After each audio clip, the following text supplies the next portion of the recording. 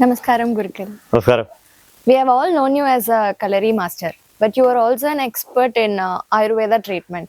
So, how they are both related? Not very expert, but I am an Ayurvedic doctor also. Relation means there is Kalari treatment is there, Marma treatment is there. So, in any other martial art, there is no treatment. Only in Kalari, there is treatment. And my father was also a traditional Ayurvedic physician, plus he was C-class medical officer 50 or 40 years back.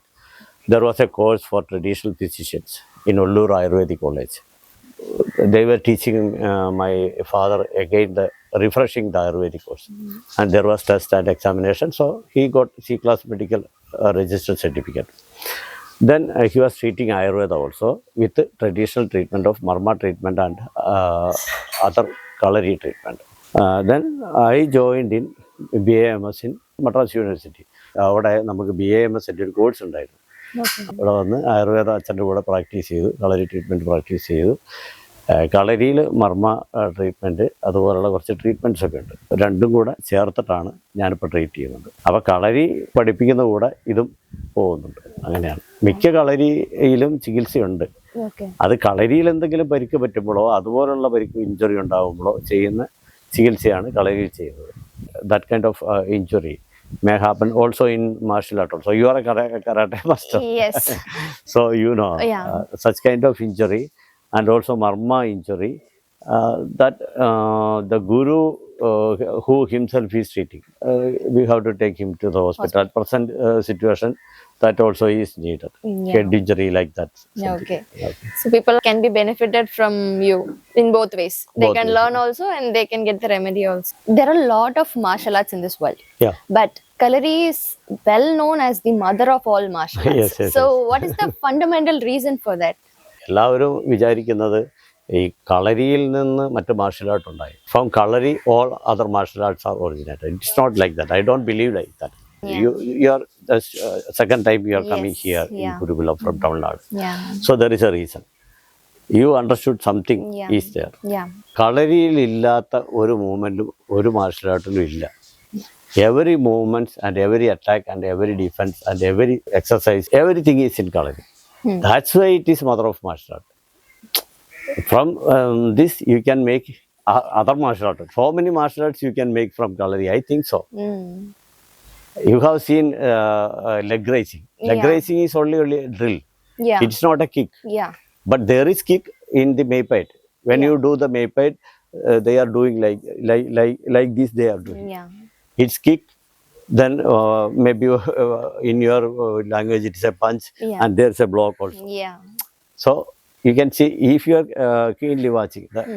നന്നായിട്ട് watch ചെയ്ത് കഴിഞ്ഞാൽ അതിനകത്ത് എല്ലാം ഉള്ളതായിട്ട് നമുക്ക് മനസ്സിലാവും. That's why it is called mother of all martial arts. Kerala people or Kalari people are not named like this. അവരല്ല ഇതിനെ mother of martial art എന്ന് വിളിച്ചത്. The foreigners. When the BBC came here, they had published a book, Way of the Warrior, in 1983. Also, there is a documentary. So they wanted 9 martial art experts. From India, they selected Kalaris. From Kalari, they selected my father. And my father-in-law also. Both of them got equal mark. So, what are the main benefits of practicing or learning this Kalari Payattu? When you come to Kalari, you can see that this as a temple, ഒരു temple മാതിരി that spiritual or ഇത് feel പண்றതല്ലേ? There is a discipline. We can feel that devotion kind of thing towards devotion kind of thing. If you are doing with a sword and shield, katti, long sword, spear, there is marma stick, small stick. They are hiding it and attack. Maybe this is marma stick, finger is marma stick, and vital points are there. They may attack there. പിന്നെ ഇതിൻ്റെ ക്വസ്റ്റ്യൻ്റെ തുടക്കം എന്തായിരുന്നു? തുടക്കം why students are coming to Kalari? Still choosing Kalari even in this younger generation. That is mainly for discipline and also for exercise and also for self-defense. Is Kalari treatment different from Ayurveda treatment? കളരിയിൽ treatment വരിക എന്ന് പറഞ്ഞു കഴിഞ്ഞാൽ injury വരാൻ സാധ്യതയുണ്ട്. ആ injury treat ചെയ്യേണ്ടത് ഇപ്പോൾ വീണ് കൈ ഒടിച്ചു അപ്പോൾ കെട്ടേണ്ടത് ഗുരുക്കളുടെ കടമയാണ്. അങ്ങനെ വന്ന് ഗുരുക്കൾ അവിടെ വീഴുന്നത് കൈകെട്ടുന്നുണ്ട്. അപ്പോൾ ഒരു പ്രദേശത്ത് മുഴുവൻ ചിലപ്പം ഒരു ഗുരുക്കളായിരിക്കും ഉള്ളത്.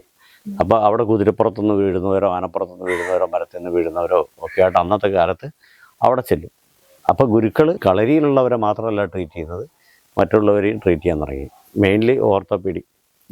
അപ്പോൾ അങ്ങനെ കളരി ട്രീറ്റ്മെൻറ്റ് വന്നു. ആ കളരി ട്രീറ്റ്മെൻറ്റിൽ ഉപയോഗിക്കുന്ന മരുന്നുകളും വ്യത്യസ്തമായിരുന്നു. അതായത് ആയുർവേദത്തിൽ ഉപയോഗിക്കുന്ന ടെക്സ്റ്റിലുള്ള ആ കഷായങ്ങളുടെ ആ ഇതൊന്നുമല്ല ഇവരുപയോഗിക്കുന്നത്. ഇവർ ആ പ്രദേശത്ത് കിട്ടുന്ന മരുന്നുകൾ ഉപയോഗിച്ച് ചിലപ്പോൾ ഉപ്പും മുരിങ്ങയിലായിരിക്കും. അപ്പോൾ അങ്ങനെ ആണ് പിന്നെ ഇവർ ട്രീറ്റ് ചെയ്യുന്നത്. അപ്പോൾ അതുകൊണ്ട് തന്നെ ആ കളരി ട്രീറ്റ്മെൻറ്റ് അല്ല മർമ്മ ട്രീറ്റ്മെൻറ്റ് എന്ന് പറഞ്ഞത് ഇതിൽ നിന്ന് വ്യത്യാസമുണ്ട്. പിന്നെ കാലക്രമേണ ചിലർ ആയുർവേദത്തിലെ ചികിത്സകൾ കളരിയിൽ ഇംപ്ലിമെൻറ്റ് ചെയ്തിട്ടുണ്ട്. വാട്ട് ഈസ് മർമ്മ? മർമ്മ തമിഴിൽ നന്നായിട്ട് വിശദീകരിച്ചിട്ടുണ്ടല്ലോ. പക്ഷേ ഞാനിവിടെ വിശദീകരിക്കുന്ന മർമ്മ എന്ന് പറയുന്നത് ഞാൻ BAMS കൂടിയാണ്ട് അതിൻ്റെ S എന്ന് പറഞ്ഞു കഴിഞ്ഞാൽ സർജറി. അത് ഞങ്ങൾ അനാട്ടമിക്കലി അല്ലെങ്കിൽ ഫിസിയോളജിയായിട്ട് ബന്ധപ്പെടുത്തിയാണ് ഞാനിവിടെ പറയുന്നത്. അപ്പോൾ മർമ്മത്തിനെ പറ്റി നമുക്ക് ഡീറ്റെയിൽഡ് ആയിട്ട് ഒരു പബ്ലിക്കായിട്ട് പറയാൻ പറ്റാത്ത ഒന്നാണ്. കാരണം അത് പറഞ്ഞു കഴിഞ്ഞു കഴിഞ്ഞാൽ അത് ആരെങ്കിലും ദുരുപയോഗപ്പെടുത്താൻ സാധ്യതയുണ്ട്. പക്ഷെ ഒരു എക്സാമ്പിളെങ്കിലും പറഞ്ഞില്ലെങ്കിൽ ആർക്കും ഒന്നും മനസ്സിലായില്ലല്ലോ. അതുകൊണ്ട് ഒരു എക്സാമ്പിൾ പറയാം. കക്ഷാതൃക്ക് എന്ന് പറഞ്ഞൊരു മർമ്മമുണ്ട്. സർജറിയിൽ വാനേരിയ എന്ന് പറഞ്ഞത് വെയിൻ ആർട്ടറി നെർവ് ഇത് ഒരുമിച്ച് പോകുന്ന ഒരു സ്ഥലമാണ്. ഇത് ചികിത്സയ്ക്ക് ഉപയോഗിക്കാം, അതേസമയം അറ്റാക്ക് ചെയ്യാനും ഉപയോഗിക്കാം. മനസ്സിലായോ? It is like fire. We need fire to cook. Also fire can destroy everything. Like that is marma.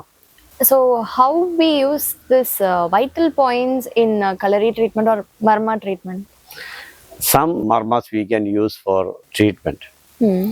And the same marma we can use for attack also. അതേ സാധനം തന്നെ റിപ്പീറ്റ് ചെയ്യാം. കക്ഷാതൃക്ക് എന്ന് പറയുന്ന മർമ്മത്തിലൂടെ ഈ പറയുന്ന ആർട്ടറി നെർവ് ഇതെല്ലാം പോകുന്നുണ്ട് എന്ന് ഞാൻ പറഞ്ഞല്ലോ. അപ്പോൾ കൈക്ക് എന്തെങ്കിലും അസുഖം ഉണ്ടെങ്കിൽ ആ കൈയിലേക്ക് നമ്മൾ അതിലെ ഒഴിച്ചിൽ, കളരി ഒഴിച്ചിൽ എന്ന് പറയുന്ന അതല്ലെങ്കിൽ ഒഴിച്ചിൽ തിരുമൽ മസാജ് എന്ന് പറയുന്നത് ചെയ്താൽ അങ്ങോട്ടുള്ള ആ സർക്കുലേഷനും നെർവിൻ്റെ സ്റ്റിമുലേഷനും എല്ലാം നന്നായിട്ട് പോകും. അതുപോലെ പുറകിൽ മസിൽ ജംഗ്ഷനിൽ മർമ്മമുണ്ട്. അവിടെ പെയിനുള്ള ഒരു ഏരിയ ഉണ്ട്. ആ ഏരിയയിൽ നമ്മൾ മസാജ് ചെയ്ത് കഴിഞ്ഞാൽ ആ കൈക്കുള്ള പ്രശ്നം കുറഞ്ഞു കിട്ടും. അവിടെ അടിച്ച് വീണാൽ ഈ കൈ പൊങ്ങിയില്ല. അത് കൈ പൊങ്ങാതെ വന്ന് ഞാൻ എൻ്റെ ബസ്സിൽ യാത്ര ചെയ്യുമ്പോഴത്തേനും ഒന്ന് ചെസ്റ്റിൻ്റെ ഇവിടെ ഇടിച്ച് അല്ലെങ്കിൽ ഇവിടെ ഇടിച്ചതായിരുന്നു എന്നാണ് ഇവർ പറയുന്നത്. പക്ഷേ യഥാർത്ഥത്തിൽ പെട്ടെന്ന് മറ്റുള്ളവർക്ക് അല്ല മറ്റ് സിസ്റ്റത്തിലുള്ളവർക്ക് ഇത് മനസ്സിലായില്ല എന്തുകൊണ്ട് ഇവൻ്റെ കൈ പോകുന്നില്ല. നമ്മൾ അന്നേരം ആ മസിൽ ജംഗ്ഷനെ പറ്റിയും ആ ഒരു പർട്ടിക്കുലർ പോയിന്റിൽ ഉള്ള അവിടുന്ന് പുറപ്പെടുന്ന നെർവിനെ പറ്റിയും പഠിച്ചിരിക്കണം. എങ്കിലേ ഉള്ളൂ അത് ചികിത്സിക്കാൻ പറ്റുള്ളൂ. ഇപ്പോൾ കളരി പഠിച്ചവരെല്ലാവരും ചികിത്സകരാണെന്നുള്ളൊരു തെറ്റിദ്ധാരണയുണ്ട്. അങ്ങനെയല്ല. തിരുമ് അതിൻ്റെ കൂടെയുള്ളതാണ് massage, kalari ഒഴിച്ചിൽ east. So even normal people can go for this Kalari massage, or who all can make use of this? That we have to check. നമ്മളൊന്നും നോക്കി ശ്രദ്ധിക്കുന്നതല്ല. അപ്പം ആസ് എ ഡോക്ടർ ഞാൻ പറയുകയാണ്, ഒരു ഹാർട്ട് പേഷ്യൻ്റ് ആണെങ്കിൽ അത് ചെയ്യാതിരിക്കുന്നത് നല്ലത്. അപ്പം ആരെ ചെയ്യണം ആരെ ചെയ്യണ്ട എന്നുള്ളത് നമ്മൾ തീരുമാനിക്കേണ്ടതാണ്. ഫസ്റ്റ് ഞങ്ങളിവിടെ പഠിപ്പിക്കുന്ന ആരെ ചെയ്യരുത്. അപ്പം കിട്ടുന്നവരെയൊക്കെ പിടിച്ചിട്ട് തിരുമ്മി അത് മാറ്റാം എന്ന് വിചാരിക്കരുത്. ഇപ്പോൾ ഷോൾഡർ ഡിസ്ലൊക്കേഷൻ കഴിഞ്ഞ ദിവസം ഒരെണ്ണം വന്നാൽ അത് കുറച്ച് നോക്കുമ്പോൾ എക്സ്റേ സ്കാൻ ഇതുപോലുള്ള ഡിവൈസ് ഞാൻ ഉപയോഗിക്കാറുണ്ട്, ബ്ലഡ് ടെസ്റ്റും ഒക്കെ. അപ്പോൾ ഇത് ആവശ്യമാണ്. കാരണം എന്താ വെച്ചാൽ ഇത് കുറച്ച് അകന്നാണ് സെറ്റായിരിക്കുന്നതെന്ന് 3 ഓർത്തോ ഡോക്ടേഴ്സ് പറഞ്ഞു. ഞാൻ നോക്കിയപ്പോൾ ശരിയാണ്. അത് കഴിഞ്ഞ് കഴിഞ്ഞപ്പോൾ പിന്നെ വീണ്ടും ഇതെന്ന് എനിക്ക് 3 റെഫറിങ് സെൻ്റർ ഉണ്ട് ഓർത്തോയിൽ. അപ്പോൾ അവിടെ ചെക്ക് ചെയ്ത് കഴിഞ്ഞപ്പോൾ അതിലേക്ക് സോഫ്റ്റ് ടിഷ്യൂസ് കയറിയിരിക്കുക ഈ ഷോൾഡർ ഇതിലേക്ക്. അപ്പോൾ അത് അകന്നിരിക്കുക. അത് നമുക്ക് വേറൊരാളുടെ അടുത്ത് ചെന്നിട്ട് പെട്ടെന്ന് ഇതൊന്നും നോക്കാതെ ചെന്നാൽ കിഴി പിടിക്കുകയോ തിരുമ്പോ ഇതൊക്കെ ചെയ്യും. പക്ഷെ ശരിയാകില്ല. ബിക്കോസ് ആ സോഫ്റ്റ് ടിഷ്യൂസ് അതിനകത്ത് കയറി ബ്ലോക്കായിട്ടുണ്ട്. അപ്പോൾ പിന്നെ അത് സർജറി അല്ലാതെ അതിനകത്ത് മാർഗ്ഗമില്ല. അപ്പോൾ നമ്മൾ ഇൻ്റഗ്രേറ്റഡ് ആയിട്ട് ചിന്തിക്കണം. നമ്മളെല്ലാത്തിനും കുറ്റം പറഞ്ഞിട്ട് കാര്യമില്ല. അതുപോലെ അവരും തിരിച്ചും ചിന്തിക്കണം. So the treatments what we provide here is purely traditional or Ayurveda based? രണ്ടും ഉണ്ട്. ആയുർവേദ പിന്നെ നമ്മൾ പ്യുവറായിട്ട് കിട്ടുന്ന കഷായങ്ങൾ കിട്ടുന്ന ചില സ്ഥലങ്ങളുണ്ടെങ്കിൽ അവിടെ നിന്ന് എടുക്കും. അതുപോലെ ഇപ്പോൾ ആയുർവേദത്തിൽ ധാരാളം റിസർച്ച് നടക്കുന്നുണ്ട്. ആ റിസർച്ചിൻ്റെ ഭാഗമായിട്ട് നല്ല നല്ല ടാബ്ലറ്റ്സുകൾ ഇറങ്ങുന്നുണ്ട്. അതിൽ ഗുണഗണങ്ങളുള്ളത്, ദൂഷ്യം ചെയ്യാത്തത്, ഏതൊക്കെയാണ് കിഡ്നിക്കോ ലിവറിനോ ദൂഷ്യം ചെയ്യാത്ത ആയുർവേദ ടാബ്ലറ്റ്സും ഞാൻ കൊടുക്കാറുണ്ട്. കുറച്ച് മരുന്നുകൾ ഇവിടെ സിമ്പിളായിട്ട് ഉണ്ടാക്കുന്നുണ്ട്. ഓയിലുകളൊക്കെ ഞങ്ങൾ ഉണ്ടാക്കുന്നതാണ്. Herbal oils we are making. Gastric ട്രബിളിനുള്ള ഒരു ടാബ്ലറ്റ് ഉണ്ടാക്കുന്നുണ്ട്. പിന്നെ external application for swelling and injury അങ്ങനെയുള്ള ചില മെഡിസിൻസൊക്കെ ഉണ്ടാക്കിയിട്ട് കൊടുക്കുന്നുണ്ട്. ബാക്കി അച്ഛൻ പണ്ട് മുതലേ കൊടുക്കുന്ന ചില കമ്പനികളുടെ നല്ല ആയുർവേദം, അത് നമുക്ക് പുതിയതായിട്ടൊരു കമ്പനി വരുമ്പോൾ നമ്മൾ അത് ചെക്ക് ചെയ്യാൻ വിടും. അതിലെന്തെങ്കിലും അലോപ്പതി മെഡിസിൻ ഉണ്ടോ, മറ്റ് കണ്ടൻ്റ് ഉണ്ടോ, ഹെവി മെറ്റൽസ് ഉണ്ടോ എന്നൊക്കെ നോക്കിയിട്ട് വേണം കൊടുക്കാൻ. അങ്ങനെ കൊടുക്കും. വളരെ കുറച്ച് ആയുർവേദ മരുന്നുകൾ ഉപയോഗിച്ചാണ് നമ്മൾ ട്രീറ്റ് ചെയ്യുന്നത്. ഇനി ഫ്യൂച്ചറിലേക്ക് ആയുർവേദത്തിൻ്റെ പ്രസക്തി കുറഞ്ഞിട്ടുണ്ടെന്ന് ഞാൻ പറയുകയില്ല. അത് ഞങ്ങൾ റിസർച്ച് ചെയ്ത് കൂട്ടും ഒക്കെ ചെയ്യും. പക്ഷേ ഈ നാച്ചുറലായിട്ടുള്ള ആ പ്രകൃതിയിലേക്ക് നമുക്ക് കംപ്ലീറ്റ് ആയിട്ട് തിരിച്ചു പോകാൻ പറ്റില്ല. We cannot go back to the forest. You see the tiger or lion or leopard in the forest or the birds in the forest, they have no much diseases. അത് നമ്മൾ കെട്ടിയിട്ട് വളർത്തുന്ന ജീവികൾക്ക് വെറുതെ ഇരിക്കുന്ന നമുക്കുമാണ് ഡിസീസ്. ഒക്കിനാവോ അതുപോലെ സെർബിയ അതുപോലുള്ള സ്ഥലങ്ങളിൽ above 90 they are above 90 because they are not sitting and typing. Even if they are in IT people, they are walking for long. So exercise is a must. Good diet, good exercise, good water, good food. അപ്പോൾ ഈ good food എന്ന് പറയുന്നതിനകത്ത് എല്ലാ വൈറ്റമിൻസും minerals starch protein amino acids ഇതെല്ലാം ഉണ്ടായിരിക്കണം.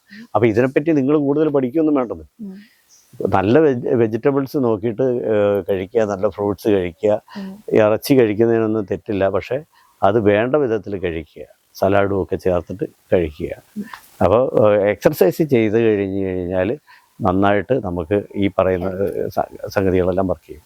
പിന്നെ vitamin D3 ഇത് അങ്ങനെ അത് പറയുകയാണെങ്കിൽ കുറേ പോകും. So how can we ensure the credibility and authenticity of the treatments we provide to everybody? Can I ask a question to you? Yeah. In which system there is credibility and authenticity? എന്ത് system എടുത്താലും ഒരു 70% to 75-80% result കിട്ടിയാൽ മതി. ആ result ആയുർവേദത്തിലും ഉണ്ട്, കളരി ചികിത്സയിലും മർമ്മ ചികിത്സയിലും ഉണ്ട്, അതുപോലെ അലോപ്പതിയിലുണ്ട്. നമ്മൾ പലപ്പോഴും അലോപ്പതി സിസ്റ്റത്തിലേക്ക് പലതിനും പോകേണ്ടി വരും. ഒരു അറ്റാക്ക് വന്നു കഴിഞ്ഞാൽ നമുക്ക് ആയുർവേദത്തിൽ എന്തെങ്കിലും ചെയ്യാൻ പറ്റും.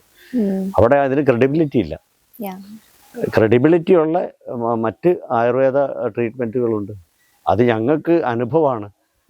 ഞങ്ങൾക്കത് തെളിയിക്കാൻ ഇപ്പോൾ ഇന്ന മരുന്ന് പ്രസാരണ്യാദി കഷായം കൊടുത്താൽ എങ്ങനെ കൈ പൊങ്ങി വരുന്നു, അപ്പോൾ അത് കർപ്പസസ്യാദി കുഴമ്പ് തന്നെ വരട്ടി ഈ എക്സർസൈസ് ചെയ്യുമ്പോഴത്തേന് എങ്ങനെയാണ് പെട്ടെന്ന് ഇത് എഫക്റ്റ് ചെയ്യുന്നത് എന്ന് ചോദിച്ചാൽ അതിൻ്റെ ഇതായിട്ടുള്ള റിസർച്ചുകളെല്ലാം നടക്കുന്നുണ്ട് ഓരോ മരുന്നിനകത്തും ഒക്കെ ഉള്ള. പക്ഷേ that is our experience. Okay. ശരിക്കും അതെ, നല്ല അനുഭവമാണ്. That was my second question. So how do you make the decision like this can be treated and which treatments to avoid for the people? അത് ശരിക്കുള്ള നല്ലൊരു ചോദ്യമാണ്.